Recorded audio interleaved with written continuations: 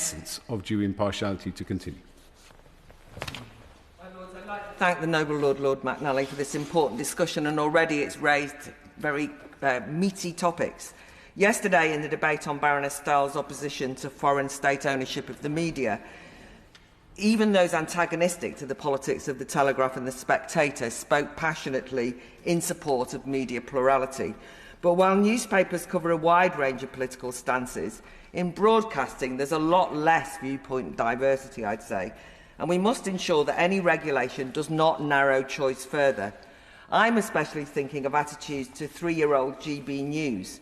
Love it or loathe it, the channel is surely a valuable shake-up of the media landscape, yet it has attracted a disproportionate hostility from influential voices. It is, however, popular with growing audiences, 60% of whom are based in the north. 3.5 million viewers watch the TV monthly, a further 3.5 million access its social media each month, 20 million its website.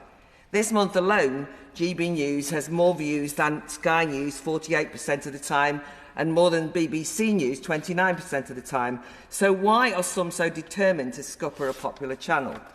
Even before its launch, a Liberal NGO, Stop Funding Hate, lobbied advertisers to boycott the channel, using corporate cash as a tool for censorship. More recently, big-name media players all over X constantly urge their followers to complain about GBN to Ofcom, seemingly keen to regulate the channel out of existence. A year ago, GBN comprised 1.3% of total broadcast complaints to Ofcom. Now it's 11.3%, and I'd say that's less merited by content than politicised malice. One complaint is the use of MPs as presenters. I'm personally not sure how I feel about this, but some perspective is required. The channel has 30 main presenters who host their own shows. Only 2 at GB News are serving MPs, appearing collectively 5 hours a week out of a total of 126 weeks. And what's more, as the Noble Lord Vasey has explained, GBN didn't invent the model. LBC has been doing it for years, and beyond David Lammy, there's been in the past LBC's Call Clegg, Ask Boris, even Phone Farage. I'm not a cheerleader for GB News, but a critical friend. Programmes like Andrew Doyle's Free Speech Nation and Michael Portillo's Culture Show are the very best of UK public service broadcasting, but some shows are less to my taste. I'm also a critical friend of all of the broadcasters, like the BBC. I've just been on Politics Live, but I have a love-hate relationship with much of the Bee's political output. We shouldn't hold back from criticising channels when it's deserved, but that's not the same as trying to destroy them.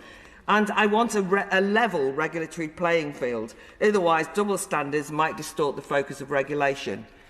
In January, Jewish staff working for the BBC lodged formal complaints about anti-Semitism internally and including coverage of the conflict. We've had BBC newsreaders ludicrously avoiding calling Hamas a terrorist organisation. And as the Noble Lord Pickles noted in the Chamber on Tuesday, there are serious concerns about anti-Israel bias in the World Service Arabic Division.